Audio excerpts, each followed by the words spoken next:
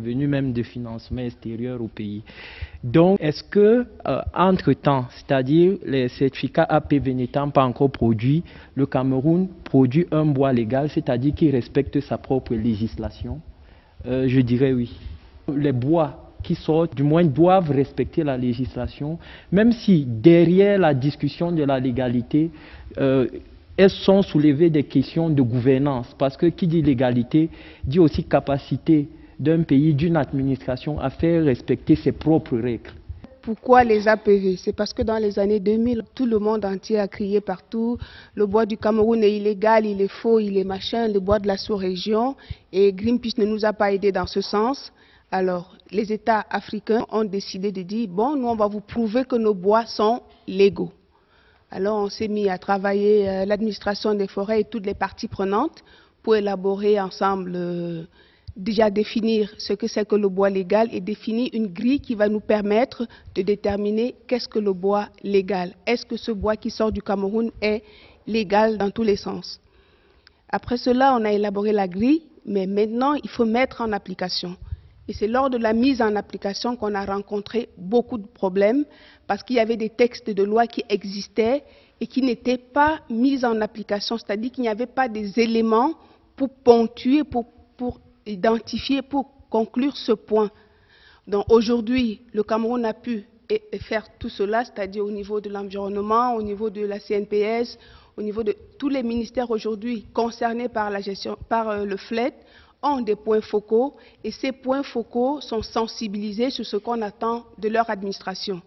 Il ne nous reste aujourd'hui pour délivrer une autorisation FLET que le système de traçabilité, donc le SIGIF qui est en train d'être élaboré et qui sera terminé bientôt. Aujourd'hui, le Cameroun peut délivrer des certificats de légalité, mais là, ça concerne la structure et le bois sans la traçabilité du bois. Donc là, on ne pourrait pas parler d'autorisation FLET, mais de légalité du bois. Nous sommes prêts à le délivrer. Il resterait simplement qu'aujourd'hui, le comité national se tienne pour valider la société qui a été retenue pour le faire. Pour répondre directement à la question, est-ce qu'on a un certificat de légalité signé? Je dirais non. Et je dirais aussi qu'il veut aller loin, ménage sa monture. C'est mieux de prendre beaucoup de temps sur les procédures et s'assurer que ces procédures sont faisables et applicables et qu'au bout, on aura un document qui est incontestable, que de signer aujourd'hui un document et que le lendemain, on commence à se dire, est-ce qu'il fallait signer le document? Tout à l'heure, vous avez dit, il y a les aspects sociaux. Les aspects sociaux dépendent du ministère du Travail et de la Sécurité sociale. Ça veut donc dire que ce ministère a un rôle important à jouer pour nous dire, telle société forestière, par exemple, remplit ses obligations. Il y a les aspects environnementaux. Je voulais là que vous compreniez un peu la complexité pour que, si demain, on signe un certificat et que 2 jours après, cette société se retrouve dans le contentieux, n'a pas payé les taxes par exemple. Mieux d'aller progressivement mettre les procédures que personne n'ignore et qu'on débouche donc sur la délivrance des certificats. Et je suis très content de vous dire que ce n'est plus très loin parce que nous avons travaillé avec toutes ces administrations pour que, au bout de la chaîne, quand il y a un document qui est délivré par le ministère du Travail, que ce document ne soit même pas contesté ni par la partie camerounaise, ni par la partie européenne, parce que l'accord c'est entre 2 parties, Union européenne, Cameroun. Donc, on est en voie d'avoir les premiers certificats de légalité. Les sociétés forestières qui peuvent prétendre à ce dossier, à ce certificat, ont déjà déposé un certain nombre de dossiers. Le comité national, qui est la structure au niveau national de suivi de la mise en œuvre, va se pencher sur ces dossiers.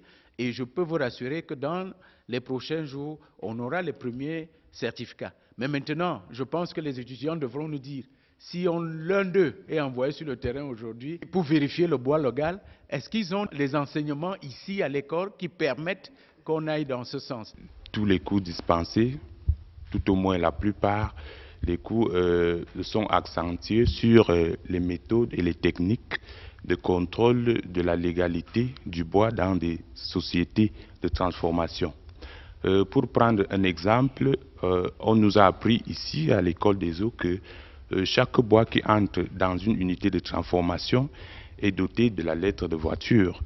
Et dans cette lettre de voiture, il faut qu'il y ait une correspondance entre les inscriptions qui sont sur la bille de bois qui est appelée à être transformée et la carte d'identité de ce bois. Le bois que nous serions appelés à contrôler demain ne sera pas seulement le bois exploitable, mais ce sera également la production et voir comment conserver la biodiversité.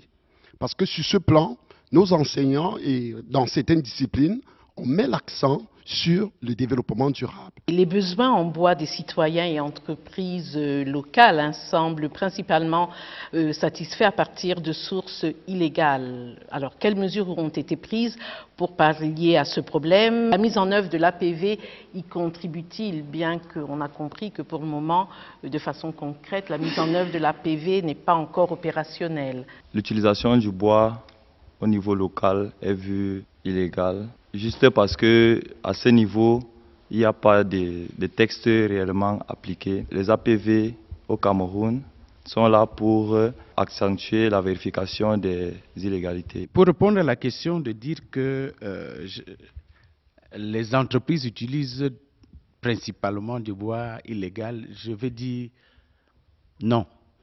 Parce qu'on a souvent perçu les bois qu'on trouve dans les dépôts du bois au Cameroun, dans nos villes, comme du bois illégal. Il y a certainement quelques bois qui s'y glissent. Tout à l'heure, dans le reportage, on vous a montré comment on trie le bois. Il y a du bois de premier ordre qui va à l'exportation, mais il y a des bois déclassés qui entraient dans un autre bac d'évacuation. Si vous allez dans nos dépôts du bois, vous allez trouver que ces bois s'y retrouvent en commercialisation. Ce n'est pas du bois illégal. Parce que ces bois ont subi tout le contrôle législatif environnemental de ces sociétés avant de se retrouver.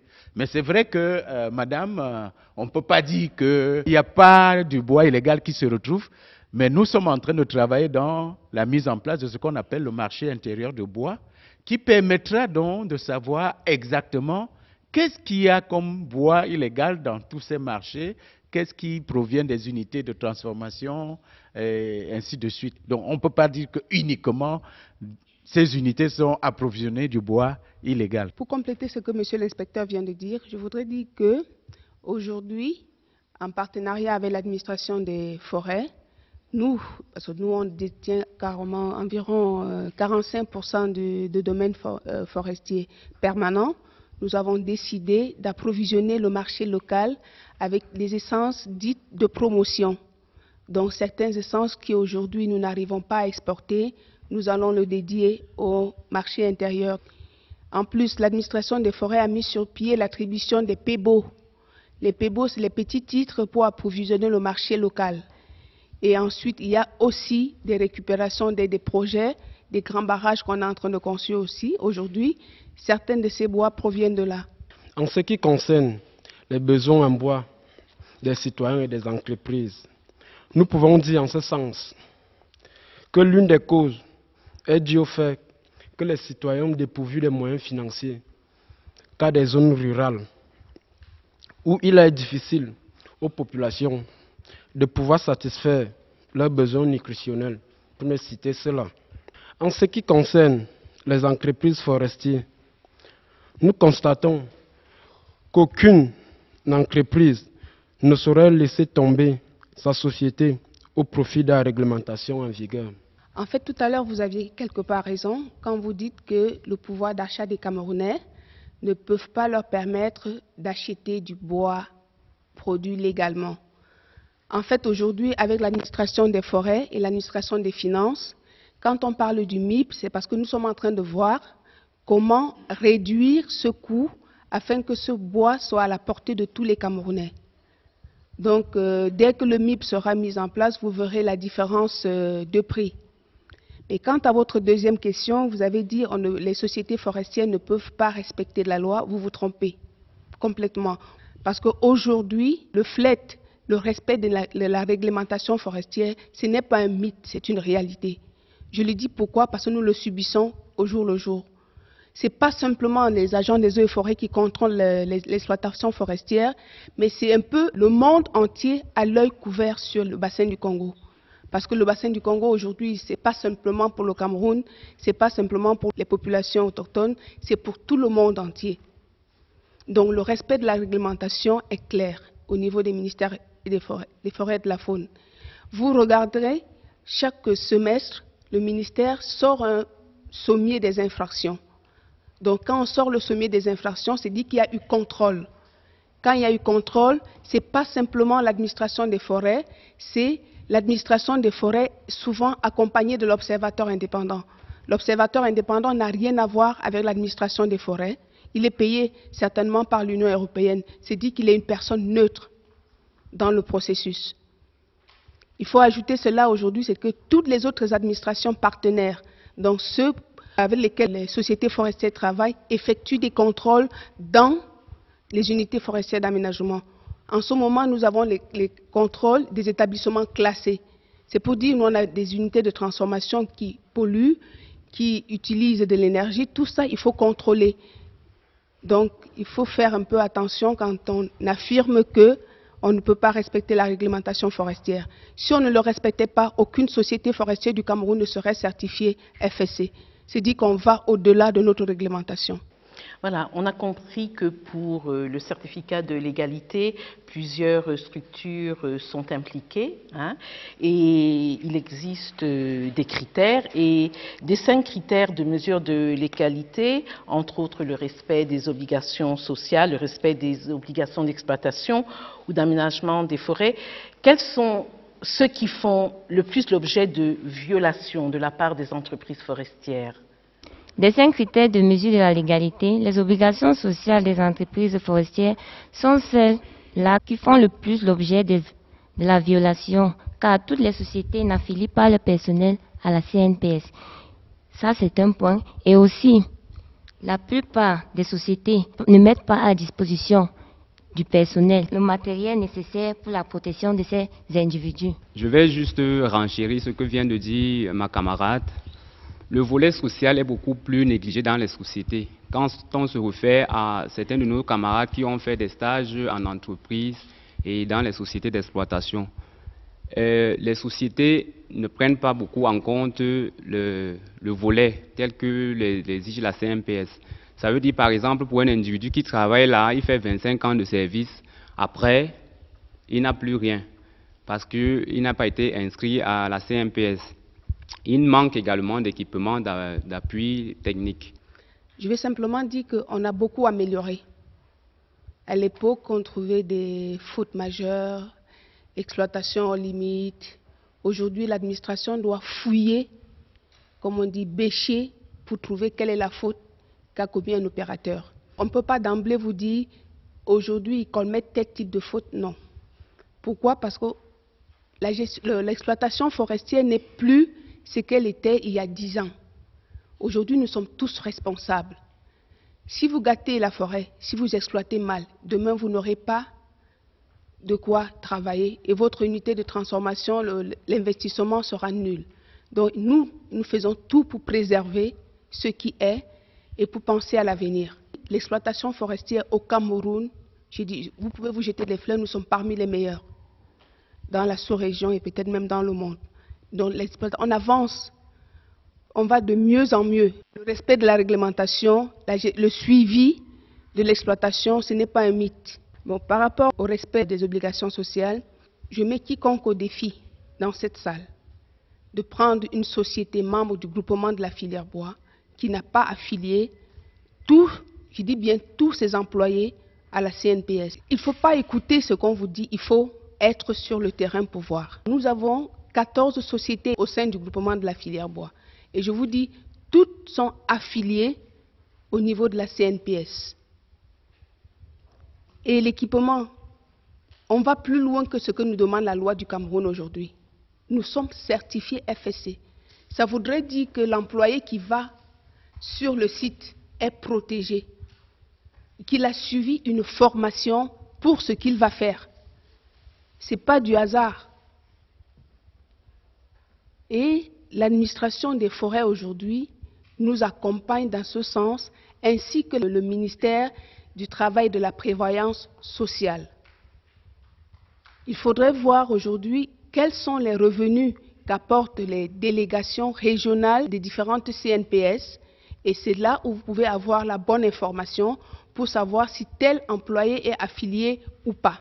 Nous avons encore beaucoup de travail à faire sur le plan social et environnemental. On a travaillé beaucoup plus sur le plan forestier et les sociétés ont été mises au pas.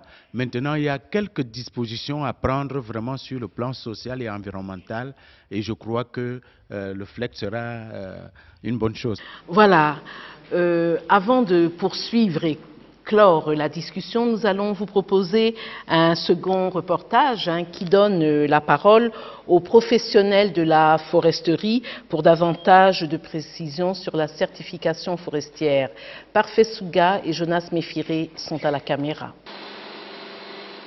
Compte tenu du caractère vital du bassin du Congo pour l'équilibre général de la planète, les exploitants forestiers, notamment ceux basés au Cameroun, sont tenus de prendre en compte des exigences réglementaires internationales par-delà les critères prévus par les lois forestières nationales. On établit ainsi une différence nette entre le bois légal et le bois certifié.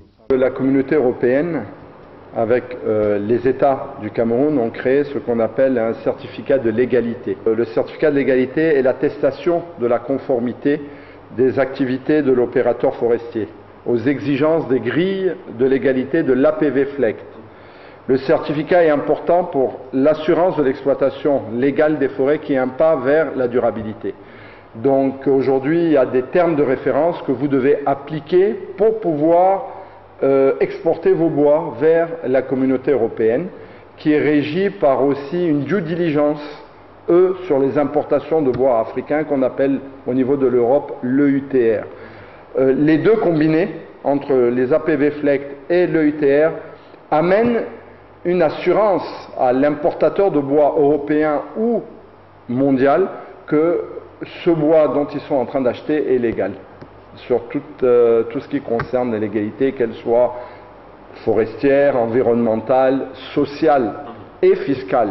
Ça reconforte les clients qui sont davantage nombreux et qui voudraient exploiter ou bien avoir chez eux à la maison un bois qui est issu d'une forêt où les populations riveraines n'ont pas été traumatisées, n'ont pas été violentées, n'ont pas été déçues, disons. Voilà, donc leur consentement a quand même été pris en compte à la base.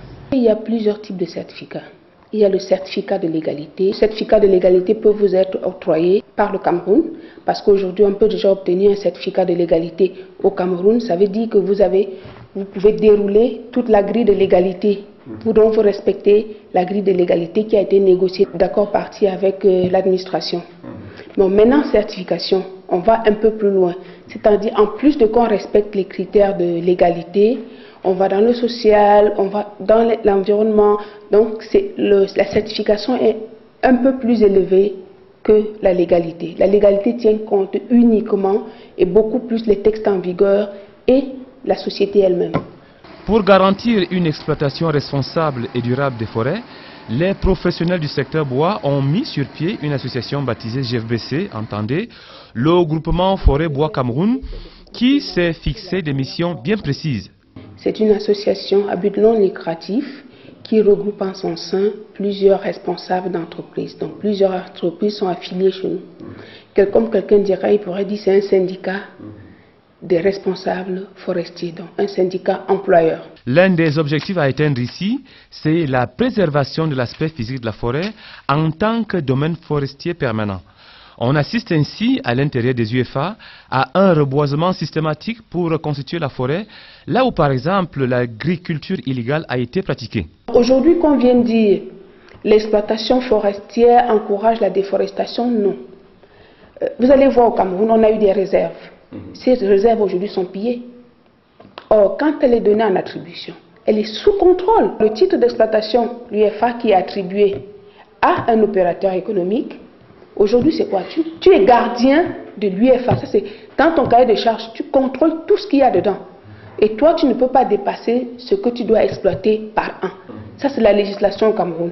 Et une fois que tu es dans le domaine permanent, tu te souviens de ça à chaque fois.